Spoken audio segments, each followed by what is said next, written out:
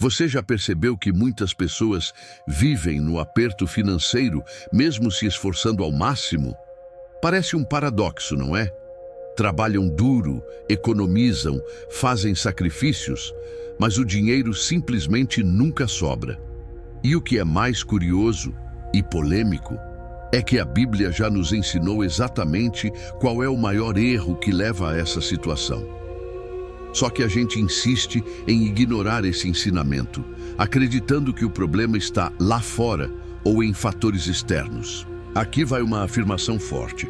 O que está te impedindo de prosperar pode ser algo que você nunca pensou antes. Um erro simples, mas fatal, que a Bíblia revela com clareza e que poucos aplicam de verdade. Imagine só como seria a sua vida se você pudesse evitar esse erro e assim nunca mais viver no sufoco?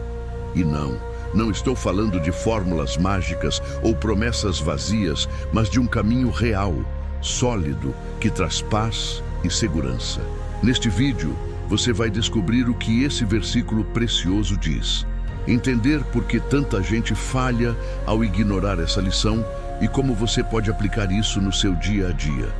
Vai ter histórias reais, exemplos práticos e um convite para mudar sua mentalidade de vez. Está pronto para dar o primeiro passo rumo a uma vida financeira abençoada, sem apertos e sem medo? Então, fique comigo até o final. Muita gente acredita que viver no aperto é apenas resultado de baixa renda ou falta de oportunidades. Mas a Bíblia aponta uma causa ainda mais profunda. Uma raiz que começa no coração e se reflete nas escolhas diárias. Em Provérbios 21:5 está escrito: os planos bem elaborados levam à fartura, mas o apressado sempre acaba na miséria. Repare, o texto não fala sobre sorte, mas sobre o modo de pensar e agir. É a forma como lidamos com o tempo, o dinheiro e as decisões que definem o nosso destino financeiro. Essa pressa, muitas vezes disfarçada de fé, é uma armadilha.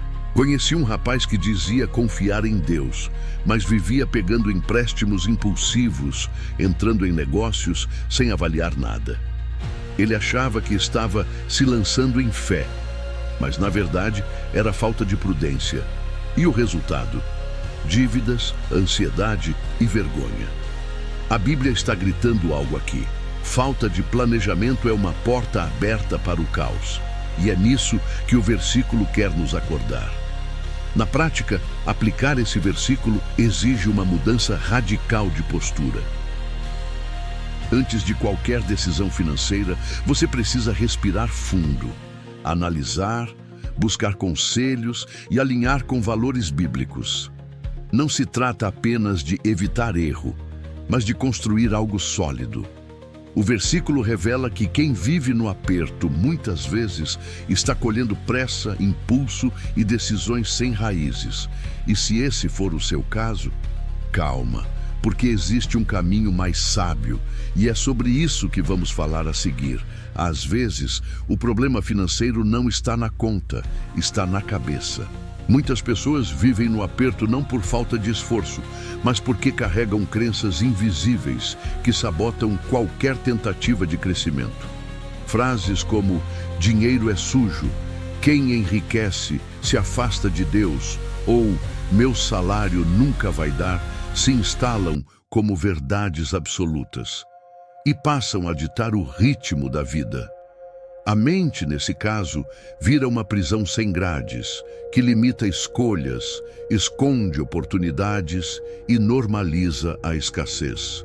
Já ouviu falar de gente que recebeu uma bênção financeira e, em pouco tempo, perdeu tudo? Isso acontece quando a mente ainda está programada para sobreviver, não para prosperar.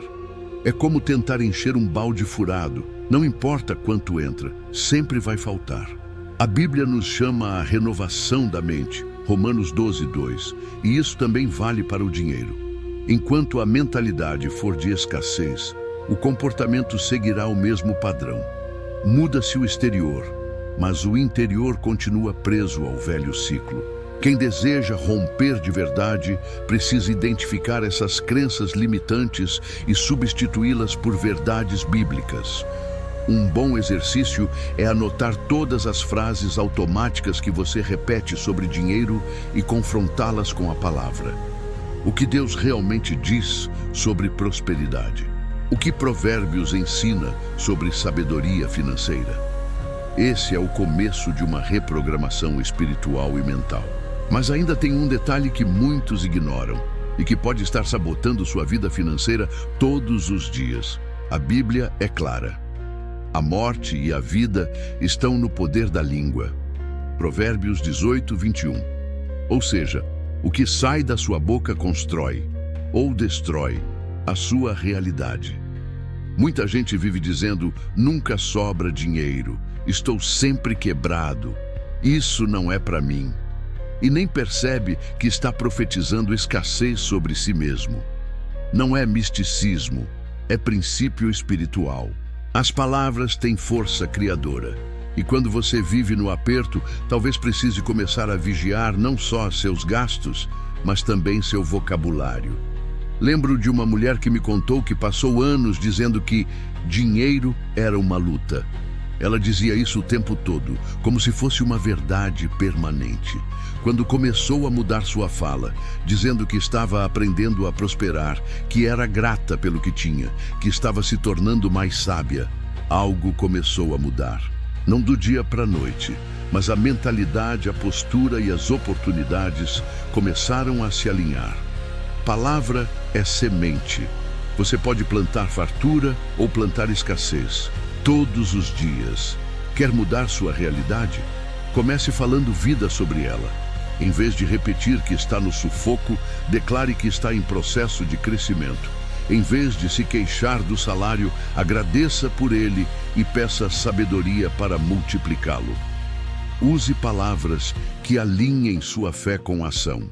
E por falar em ação, tem um tipo de atitude silenciosa que abre portas invisíveis e você talvez esteja ignorando sem perceber. A lógica humana diz que, quando se está no aperto, o certo é segurar tudo o que tem. Mas a Bíblia ensina o oposto. Há quem dê generosamente e vê aumentar suas riquezas. Outros retêm o que deveriam dar e caem na pobreza. Provérbios 11, 24. A generosidade, segundo as Escrituras, é uma chave espiritual. Não se trata de doar por obrigação ou barganha, mas de entender que o dinheiro precisa fluir, não ficar estagnado. Quem só retém vive com medo, e o medo é o solo perfeito para a escassez. Conheci um senhor simples que, mesmo ganhando pouco, separava parte de sua renda para ajudar discretamente uma vizinha viúva. Ele nunca falou disso para ninguém, mas dizia que Deus sempre dava um jeito de fazer o dinheiro render. Anos depois, ele conseguiu sair das dívidas e abrir seu pequeno negócio. Coincidência? Talvez. Mas na perspectiva bíblica, quem planta generosidade, colhe provisão.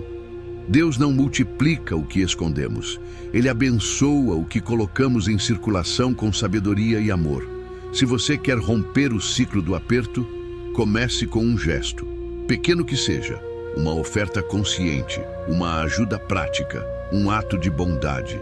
Quando você age assim, está dizendo: eu confio que Deus é minha fonte, não o dinheiro. E esse tipo de fé abre portas que o esforço humano jamais abriria. Mas claro, generosidade sem direção é desperdício. E é por isso que o próximo ponto é tão decisivo para quem quer viver em liberdade financeira. Muita gente ora por prosperidade, mas não planeja nem o dia seguinte. A Bíblia diz: o coração do homem planeja o seu caminho, mas o Senhor lhe dirige os passos. Provérbios 16, 9. Repare, Deus dirige, mas quem precisa planejar é você. Fé não é desculpa para viver no improviso. Prosperidade não cai do céu. Ela se constrói com intenção, visão e organização. E sem planejamento, até o milagre vira frustração. Porque a pessoa não sabe o que fazer com o que recebeu. Uma vez, orientei um casal que vivia endividado, mesmo com renda razoável. O problema não era o quanto ganhavam, mas a falta de direção. Eles não tinham orçamento, não separavam prioridades, gastavam por impulso. Quando começaram a usar planilhas simples e definir metas semanais, o cenário virou. Em 6 meses, não só estavam sem dívidas, como começaram a investir. Isso não é só sobre matemática, é sobre honra. Quem honra o que tem, se prepara para o que quer ter. Se você quer romper com o aperto, comece colocando sua vida financeira no papel. Planeje até os centavos, se for preciso. Liste gastos fixos, corte excessos, pense no amanhã. E mais importante, convide Deus para estar no centro do seu planejamento. Peça direção, sabedoria e disciplina. Mas cuidado, mesmo o melhor plano pode ser sabotado por um inimigo silencioso que mora dentro da gente e que falaremos a seguir. A comparação é um ladrão silencioso de contentamento e muitas vezes de provisão. Quando você começa a medir sua vida financeira com a régua do outro, perde a clareza sobre a sua própria caminhada. A Bíblia alerta em Gálatas 6:4 para que cada um examine os próprios atos, e então poderá orgulhar-se de si mesmo sem se comparar com ninguém. Parece simples, mas na prática é onde muitos tropeçam. A ansiedade de chegar lá rápido faz com que decisões precipitadas sejam tomadas, só para parecer bem aos olhos dos outros. Conheci um jovem que se endividou só para comprar um carro melhor que o do primo. Parcelou em 60 vezes, ficou apertado todo mês e depois ainda ficou ressentido com Deus por não estar prosperando. Mas prosperidade não é aparência, é propósito. O que adianta ter algo bonito na garagem e um coração cheio de angústia? A comparação nos empurra para padrões que nem são nossos, nos afasta da gratidão e nos distrai daquilo que Deus realmente quer nos entregar. A cura para esse tipo de armadilha é a consciência. Saber quem você é, qual seu momento e onde Deus quer te levar. Prosperidade bíblica é sob medida, não é imitação. Quando você sai da comparação, começa a andar em liberdade. Só que para continuar crescendo, é preciso enfrentar um hábito que parece pequeno, mas que drena energia, tempo e recursos. E ele tem a ver com o seu jeito de trabalhar.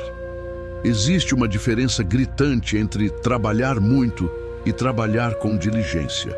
Muita gente vive cansada, ocupada o tempo todo, mas nunca sai do lugar. A Bíblia é clara em Provérbios 10:4.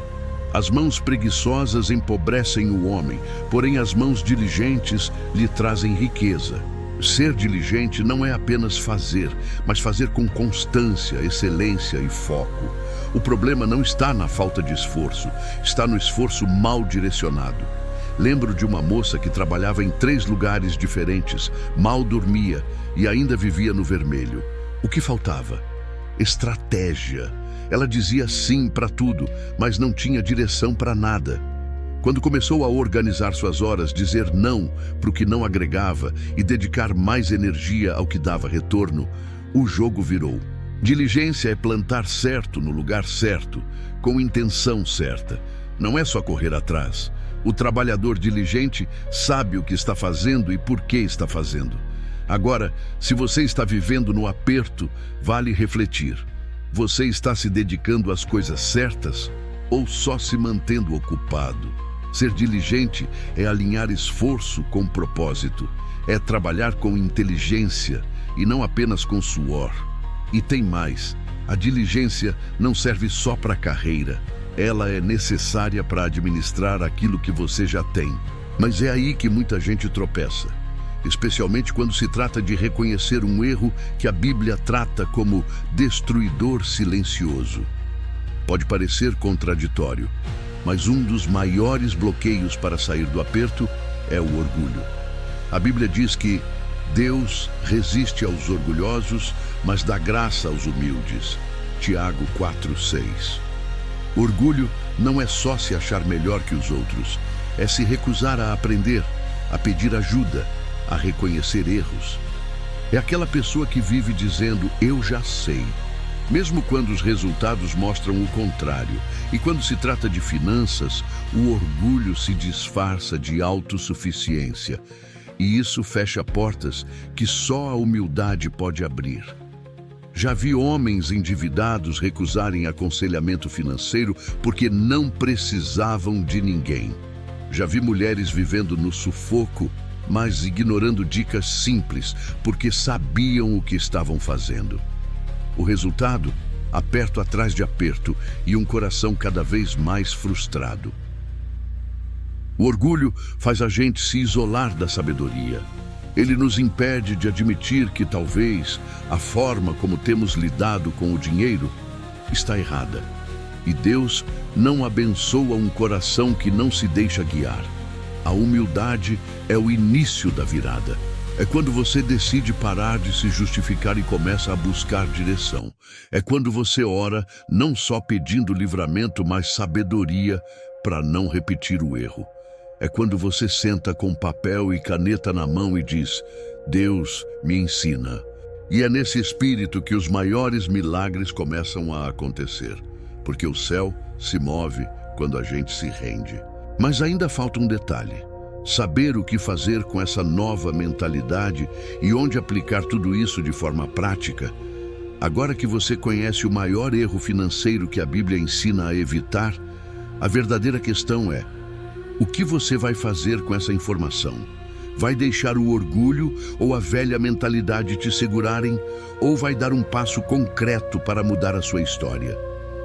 A transformação começa na decisão de aplicar esses princípios na sua vida diária, desde a forma como você lida com o dinheiro, até a humildade para buscar sabedoria. Pense, quais hábitos você pode mudar hoje para nunca mais viver no aperto? Que escolhas você tem adiado porque o medo ou a falta de disciplina te dominam? E mais, você está disposto a abrir mão de velhos erros para abraçar um caminho novo que traga segurança e prosperidade duradoura? Lembre-se, a caminhada pode não ser fácil, mas é o único jeito de alcançar a liberdade financeira com paz no coração. E agora eu quero saber de você. Qual foi a maior lição que esse vídeo trouxe? Como você pretende começar essa mudança? Deixe seu comentário, vamos trocar experiências. E claro, não esqueça de se inscrever no canal e ativar as notificações para continuar aprendendo a aplicar a sabedoria bíblica na sua vida financeira. Tem muito mais vindo por aí. E o próximo vídeo que eu recomendo para você é: esse versículo revela o caminho para nunca mais viver no aperto. Até lá!